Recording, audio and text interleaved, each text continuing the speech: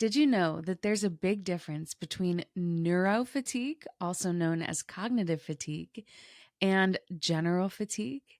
After brain injury, neurofatigue is one of the most common symptoms, but sometimes it can be hard to tell the difference. What is general fatigue? What is neurofatigue? And where does it come from? And why does it happen? Today, we have Dr. Jeremy Schmoe here answering all of our questions about neurofatigue, why it happens, and what we can do about it. There is always hope, and you are not alone. Hi, I'm Cristabelle Braden, and this is my brain injury podcast, Hope Survives. This is an uplifting podcast to bring hope to your darkest days. As a survivor of traumatic brain injury and multiple concussions and re-injuries, I know what it's like to struggle to find hope. I don't want anyone to feel as alone as I did, and that's why over 10 years ago, I started an online community called Hope After Head Injury, which has now launched into a nonprofit organization called Hope Survives. Hope Survives envisions a world in which every survivor of brain injury and every member of their family are seen, loved, heard, valued, supported, uplifted, and never alone. This podcast is an extension of that, and I'd love to invite you to join along as we explore the realities of life with brain injury, with messages of encouragement, interviews with doctors and professionals, and survivor and family stories. No matter where you're at on your journey, there is always hope. With a little hope, you can make it through today. With a little faith, someday you'll get through the pain. Just a little love is enough to light the way through your darkest night. Hope survives. A little faith, a little love. Hope survives.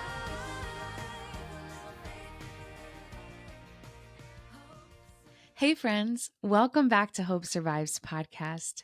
Today, we are talking about a topic that is very important, neurofatigue. This is something that I have personally experienced so much on the brain injury journey, and sometimes it's frustrating because you're like, where did this come from? Why am I always so tired? Sometimes I'll even wake up in the morning tired, not having enough energy to do the things you want to do.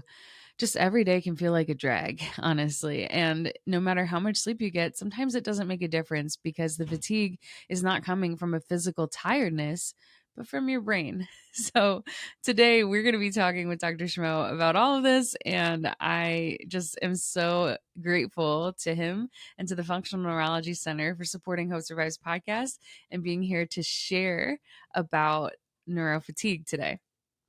The Functional Neurology Center offers personalized neuro recovery programs that bring hope to those suffering from brain injuries, dysautonomia, vestibular chronic pain, stroke, movement dysfunction, developmental disorders, PPPD, FND, and complex post-concussion. You can learn more about the Functional Neurology Center at the FNC.com, and we are so grateful for their sponsorship of this podcast. Dr. Jeremy Schmoe has been working in the field of brain injury for over 15 years, and he really knows what he's talking about. So if you've heard this podcast before, you may have heard some of the spotlights we've done with him, but this is a full interview, full episode, and we're so glad to have him back. So outside of that, I wanted to share that at Hope Survives, we are just so grateful to be planning towards new programs, new workshops heading into 2026. It is going to be amazing. We already have some of them announced at hopesurvives.org, so you can check them out. Some things coming up are How to Share Your Story workshop. We also have a writing workshop, and we're going to be starting something called the Contributor Program, where you're going to be able to write articles and share your voice about living with brain injury with the community. And we're just so excited about being able to further support for brain injury and bring people together, because that's what Hope Survives is all about. We're here to bring people together and bring tangible hope and resources and encourage you to know that you're not alone. On our website, we have over 45 downloadable resources that are available from this year, including a new one that's coming out today on neurofatigue that we did with Dr. Schmoe from this episode. And so you may want to go download that. It's at our resource hub at hopesurvives.org. And after you listen to this episode, that will give you some takeaways and some things that you can apply to your life. We just want you to know that there's always hope. We're running our monthly support groups. We have groups happening every week pretty much. And it's, yeah, definitely. Oh, we do have groups happening every week, but they're different. Speaking of neurofatigue, I'm a little tired today, but thanks for bearing with me here. So yeah, I think that's pretty much all I wanted to say. But visit hopesurvives.org. You can always find out what we have going on. And I'm so grateful for all of you being here, listening, and being part of our community. We've got our Hope for Family group for family members and loved ones. We've got our Hope for Couples group for couples navigating brain injury. We have our Hope After Head Injury group for individuals who've sustained any type of brain injury. We have Found Connection group for individuals without support. And we have Renewed by Faith, which is our group for faith-based support after brain injury. We also have an Advent Bible study series happening for brain injury over the next 2 weeks that I'm so excited to be leading. And so if you want to join us, it's not too late to sign up. hopesurvives.org/Bible study for the Advent study. Okay, now I think that's it. Thank you all for being here. There is always hope. And let's get into this juicy topic that I know is why you're here. Neurofatigue. Let's go.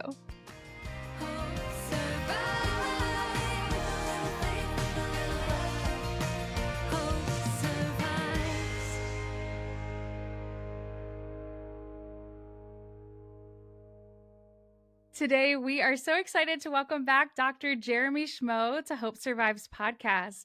Dr. Schmoe, thank you for coming back on. Yeah, thanks for having me. We are so thrilled to get to talk to you today about a topic that a lot of us struggle with, neurofatigue. It is something that I think is over and over again brought up by our community because it is so hard to figure out kind of what's draining your brain's battery, how you can help, what can be done to help. And so I'm really excited to pick your brain on this today. And I'm looking forward to hearing more from you. So I would love to start with just an intro of a little bit of who you are and your background to share with our listeners. Yeah. So, my name is Dr. Jeremy Schmoe. I've been in functional neurology and doing rehabilitation in this field for about 15 years. My background, really started out in exercise physiology, and I had some shoulder injuries actually that led to some difficulties with throwing. And that actually got me very interested in motor movement and neurology and neurorehabilitation. And then it turned out that I had some skiing concussions and dealt with some dizziness and vertigo and things of that nature, as well as then I got Lyme and Babesia. So I had issues with kind of chronic infection overlay with concussion, with the movement stuff. So it's kind of this combination of being a patient basically. And then I, went to chiropractic school, started studying all of the Carrick Institute functional neurology information, did some amazing internships with some really good doctors, and then started my practice. And I've just been doing it for the last 15 years. So, helping patients from all over the place with dizziness, vertigo, post-concussion, neurofatigue, like we're talking about today, and trying to integrate all of these, different fields together and get really specific with what every person needs individually. And that's, going to be different for each person, which we'll go into. Yeah, thank you so much, Dr. Schmoe. And I'm just so grateful for your dedication to the field of brain injury. Not just your dedication to the field of brain injury, but also just grateful for your willingness to be so generous with what you know and your knowledge. And so we're excited to pick your brain. So I'd love to start out with the question, what is neurofatigue? If you could just explain on a basic level, what is neurological fatigue? Yeah, like just to make it super simple, your neurons need certain types of functions to be able to do what they need to do. So, we always talk about in functional neurology is that you need oxygen and perfusion to those cells, to those neurons. You need appropriate amounts of activation and fuel delivery. So activation would be exercise and stimulation in a variety of different ways. Just, being gravity also stimulates your body, stimulates your brain, but your neurons need these three things: oxygen, activation, movement, and nutrition for your neurons to function at an appropriate level. So those neurons can communicate with other neurons. And when they're not doing that, that's when you get neurological fatigue. Or if those neurons aren't able to do what they need to do to communicate with other neurons, the level of how they're firing is going to be lower. Or they can also even fire spontaneously. So we talk about neuron threshold. You can be just not firing well, or those neurons could be like almost like over firing. And then you start to get different types of symptoms like anxiety or spontaneous movement, spontaneous thoughts, cognitive changes. So we like to take that idea of neurons and neuronal function and then put it in different areas of the brain. And that's where you would get your symptoms. So say if you had a really unstable, fatigable cerebellum, you could be doing pretty good and you're walking around and your gait's fine. And then boom, your system crashes.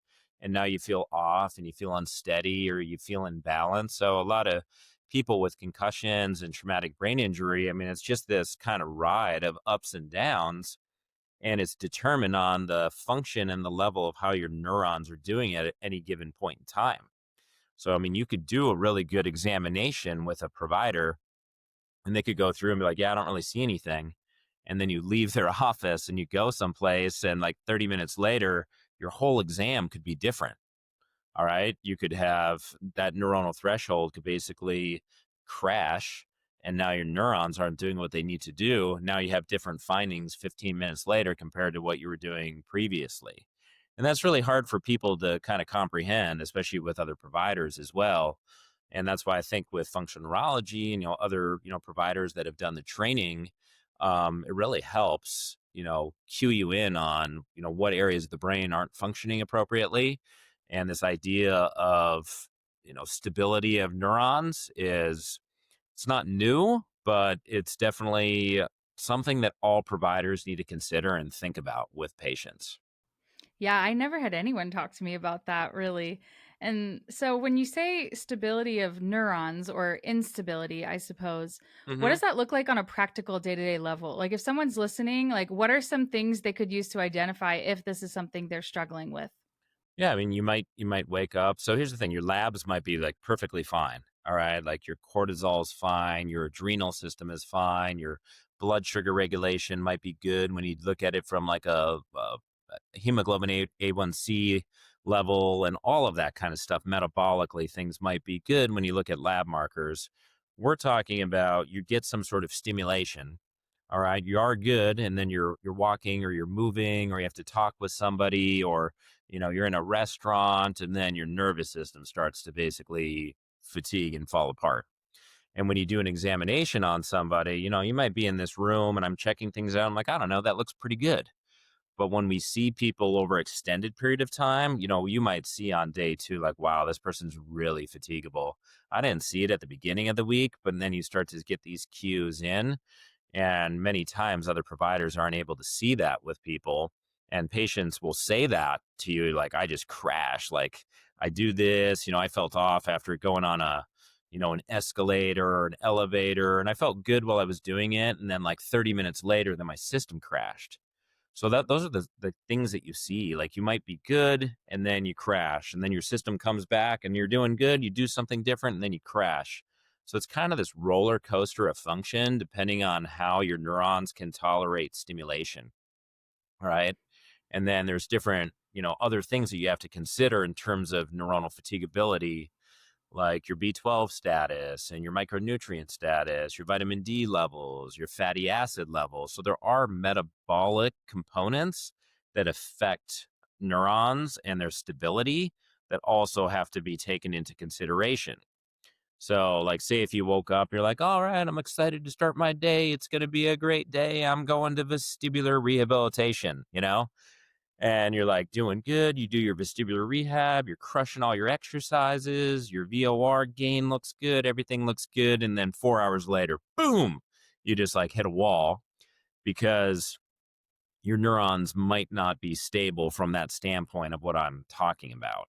Does that make sense? So you might be able to do your therapies and do your things, but we also have to take into account some other players that might be in the mix.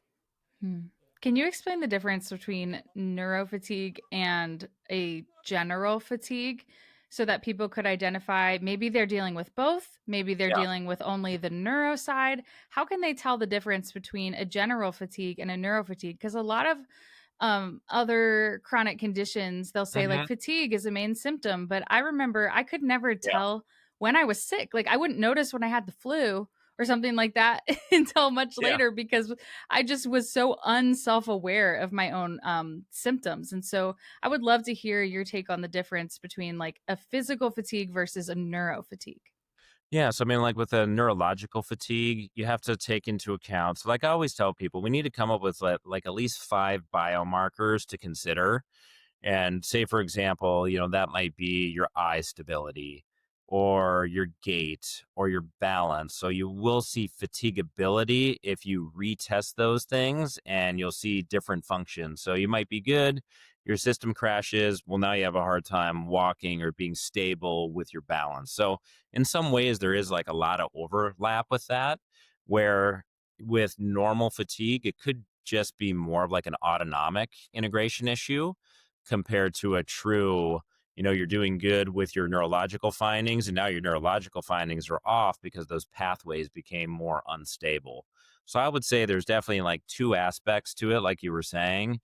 With in general fatigue, there's so many things that can cause, general fatigue, from anemia to chronic infections to underlying GI inflammatory status and things of that nature, where maybe they might not have dizziness or feel, vertiginous or feel off balance or rocky, but they just have this general feeling of, I'm not being able to go do the things that I want to do.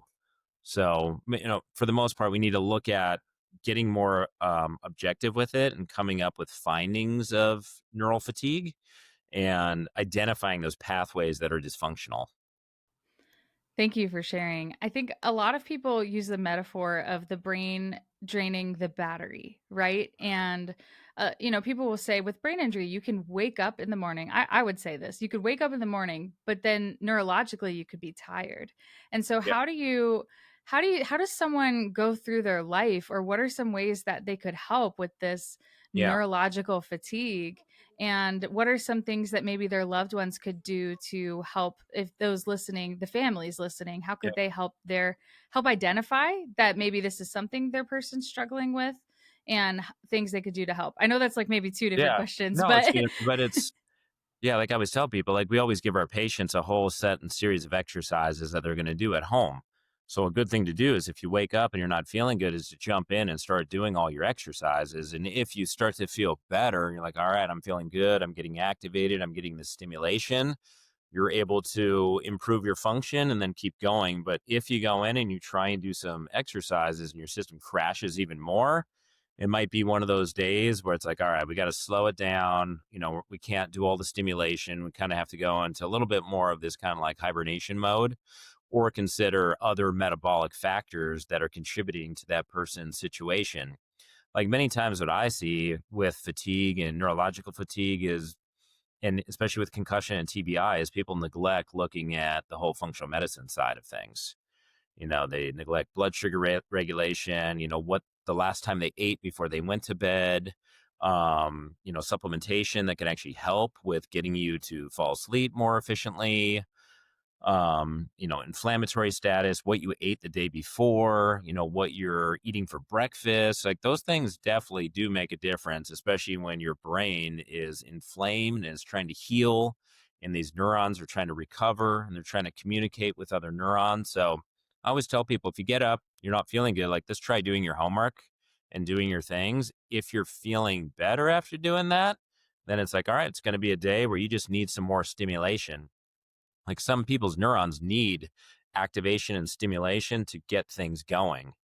All right. But then it depends on what type of stimulation that person needs. You might not be able to exercise or like do cardio or do like body movement, but you might be able to do Tai Chi, or you might be able to do some easy yoga movements, or do some vestibular exercises that are gentle and easy to activate your system to keep it going. And if you can't tolerate that activation, then it's like, all right, well, it's one of those days where we might have to slow it down a little bit. But for most people that we see, if you do targeted exercises, you can get things to wake up and make improvements. I love that reminder. We often call it intentional movement, where Yeah. it's like you might not be able to do like as much cardio, but just some sort of stretching, like get the blood flowing. And can you explain a little bit on like because I remember you've told me like, hey, Crispo, when you're feeling out of it, you need to do some squats, so you need to do some sort of like Oh, activation. we get people And doing can you leg activation. explain? Yeah, leg activations, right? Mhm. Because with me, a lot of my issues were the cerebellum. Yeah. And so, can you explain what are some simple things people maybe could do if they're like, well, okay, he says movement, but I don't really Yep. know, like, just generally, what is some information for people for that? Yeah. So, I mean, number one, like if you can't move, doing visualization is a good thing to do. So, like, say if you have an inability to move your right arm or an inability to move your leg, just even like watching videos of people like going through and like doing gait and using mirror neurons can be helpful. So that's a good strategy to utilize. Like even just watching people do movements is a great thing. So you could maybe watch some figure skating or some gymnastics if you can watch things, if you can tolerate movement. But watching people do movement can stimulate different pathways in the brain to activate and improve your movement. So that's a cool, That's cool so strategy through like interesting. visualization. If you can move, but say if you had a hard time doing cardiovascular rehabilitation, um, maybe even just getting like a hot pack and like putting it on your stomach to like get your heart rate like going a little bit, like that could be a really good strategy just to get some better autonomic function. All right. So if we have people that, they can't exercise, they can't do things, maybe we just do a warm compress and just like put it on your chest or like put it on your stomach, get some blood going, get some movement, or get an at home sauna that doesn't go crazy hot, but just try and get some blood flow and get things activated and get things going. If you can't do a lot of cardio, I mean, you could just go seated in your chair and just work on doing like cross cord movements. So like lift your right leg with your left arm, lift your right leg with your right arm with your left leg. Just working on that like coordinated like cross cord movement could be a good strategy. Just sitting in your chair if you have a hard time with balance and standing and just doing like calf raises could be a good thing. Like one of the things is your cerebellum really maps out your lower extremity. So when you do all these leg exercises, it'll help drive and activate your cerebellum. And then the cerebellum is what fires into the brainstem and up into the cortex to kind of drive your brain. So we're always in this kind of gravitational field, right? Because we're on planet Earth and that's loading our body. And then that's starting a cycle of feedback into your cerebellum and brainstem and then cortex to actually drive your thalamus and drive cognition and mood and function and your frontal lobe, how your frontal lobe is doing. That's why people feel better after exercise. Say if you can't even move, maybe hooking your loved one up to some low grade electrical stimulation and like activating quads, activating calves, or getting it on the abs, like that could be a good strategy.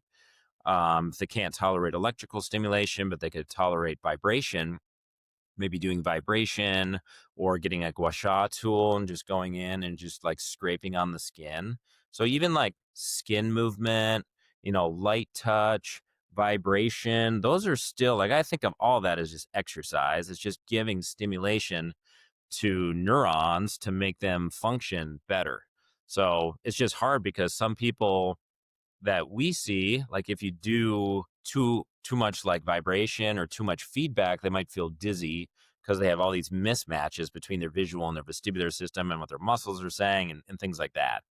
But like generally, if you do well with proprioception, things like that could be helpful, or even getting like a weighted vest. So I'll just grab something here.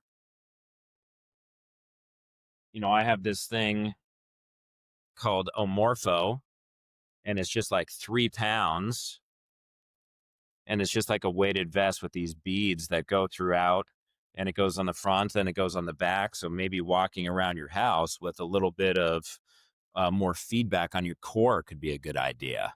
So loading your body with more proprioceptive feedback could be a good strategy. And then you're just like walking around your house, getting some good midline core stability and feedback, and that'll activate the brain. So it's not always about like exercising to improve your cardiovascular system. This is more thinking about exercise and movement and stimulation to activate networks in the brain that are involved with mood, fatigue. They've shown that, patients with multiple sclerosis do pretty well with electrical stimulation just from the fact that it's actually driving networks in the brain that are involved with neurological fatigue. And so those are ideas of like body-based movement. There's other things that you could do if you needed to like really get up and get active. Lunge holds, just think like yoga. Lunge holds, squat holds, body weight holds, where your head's not bouncing up a lot, but you're just doing static isometric holding. That could be a really good strategy for people. Like say if you had, post-concussion induced whiplash, cranial cervical instability, and your neck is unstable and you can't tolerate force hitting into your body, well, maybe doing some sort of isometric loading on your lower body could be a good strategy. Or, doing different exercises that help with pelvic stability or like activating your pelvic floor, think Pilates and things of that nature to like fire your whole midline muscles, because your midline musculature that really in your spine that really fires up to help activate your brain and activate your cerebellum. So when people think exercise, it's not always just like, all right, I'm going to hop on the treadmill and I'm going to do all this stuff and I'm going to hop on the bike and I'm going to do the Buffalo bike protocol for my concussion recovery. There's general easy things that you can do throughout the day. So, I was doing some console calls throughout the day today, and I have some kettlebells over here that are like 45, 50 pounds. And I was just holding them while I was doing the calls for like a couple minutes just to like activate and load my system. And then sometimes throughout the day when I'm hanging out, I'll put on my own Morpho vest and just do my calls with that on. Or I'll just do some different like movement. So any type of movement that you're doing is going to help stimulate those pathways in the brain. But with functional neurology, you can get very, very specific with what pathways need to get stimulated. And you can do good things for people. You can also do the exercises wrong, and it can make people, it's mostly if people feel really dizzy and floaty and rocky and like unstable with their visual vestibular integration, where you got to be pretty precise with what you do. But just in general, like those ideas that I was talking about, that's a good thing to do for neuronal fatigue. That's really great. Thank you so much for sharing.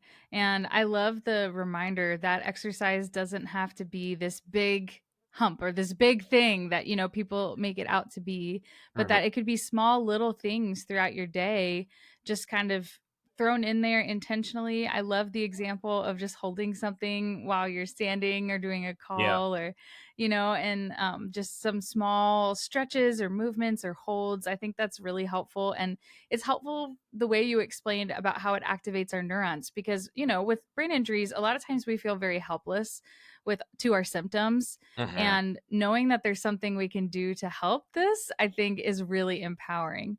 So I did want to get into if somebody's listening and they are a spouse, parent, child, sibling of a person who's sustained a brain injury or concussion, what are some things that they should look out for if maybe the person can't express that they're neurologically fatigued, but what are some things they could notice that could help them to identify it? Yeah. So, we take a look at a lot of motor activity. So if you start seeing like spontaneous motor activity, like you're doing exercises and their face starts to twitch, or you get spontaneous movements that occur, we know that the system is like closer to threshold and starting to get unstable. Another good thing is to look at pupil size. So if you're doing some sort of activity and, their pupils were smaller and now they're like huge, you're probably overstimulating that person and driving their sympathetic nervous system like too much. Another thing to take into consideration is nausea. Like as soon as you start getting like nausea, like say if we're doing the gyrostim with people and we're doing different movements and they're like, oh, I start to feel nauseous, we start to shut it down. We're okay with some lightheaded, dizzy, some things like that. But as soon as you start to get that nausea, you know that those areas in the brainstem are just way too close to threshold, and we need to wind your system down. So it's taken into account, nausea. Do they feel lightheaded or dizzy? Do they have spontaneous motor movements activity where they didn't have that there before? Do they start to feel like, really shaky or jittery or anxious? And that gives you an idea if you're overstimulating that individual.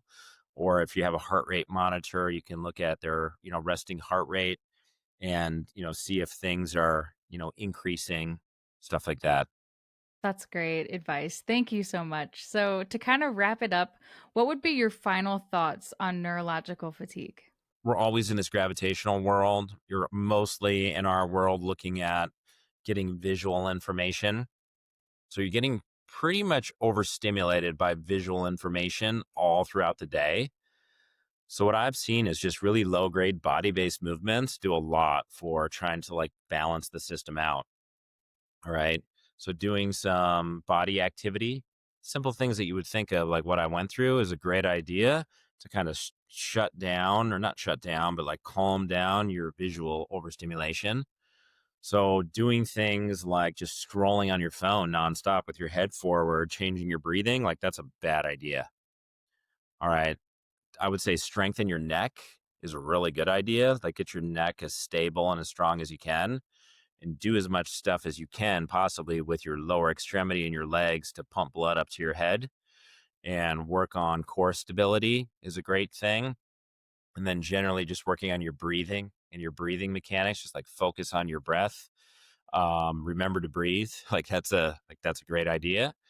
And then get movement. Like if you can tolerate getting some sort of vestibular activity, I mean, just think about what you used to do when you were little, right? Like think about how much rotation and different things, and like my daughters are spinning around and doing all that. I'm like, I don't really do much of that anymore unless I'm showing people exercises or I'm getting spun around in my gyrostim chair, or doing something. But it's anything that involves doing more complex movements in different ways is a great thing, and it's novel for your brain. But we do a lot of like kind of sitting around and focusing, and we're so hyper focused on, things that are right in front of us, that we do also neglect like our peripheral vision. So just walking out, like getting in nature if you can, and trying to like open up your vision, looking out into the distance and like trying to like see what's happening around you. It'll help calm your brain down. That's great advice. Thank you so much, Dr. Schmoe. And then finally, what are your words of hope for our listeners? It says it right on our door. Like when you walk in, it says there is hope. And I really believe that if you do the right things, like the right therapies in the right order at the right time, and you take into account everything else that I was talking about, like the underlying metabolic component, that you can improve brain function and you can get these pathways to function at a higher level. Are we able to fix everything? No. I mean, some pathways might not be fixable, but we need to figure that out. Like what's fixable, what's not fixable, what can we get better, where can we go? Not focus on what's broken, but look at the functions and just try and improve the function of your nervous system, because that's all you can do, is you can only go up. So it's like just trying to get better every day. And we're here at the Functional Neurology Center to really try and lead you in that direction and give you all the education to make that happen. Thank you so much. This was so wonderful. If you would like more information about Dr. Schmoe or the Functional Neurology Center, visit thefnc.com. We are so thankful to have you on here today. And if you're listening and you haven't yet checked out Rewiring Hope, the on-demand video series on functional neurology with Dr. Schmoe, you better go and sign up for that because it's really awesome. So thank you again for all of your support of Hope Survives. And we're so grateful to have you on the podcast. Thanks, Cristabelle. Thanks for tuning in to Hope Survives podcast. Make sure to subscribe and stay tuned, and would love for you to consider leaving us a rating or a review. Check out hopesurvives.org for more. We'll see you next time, and remember, there is always hope.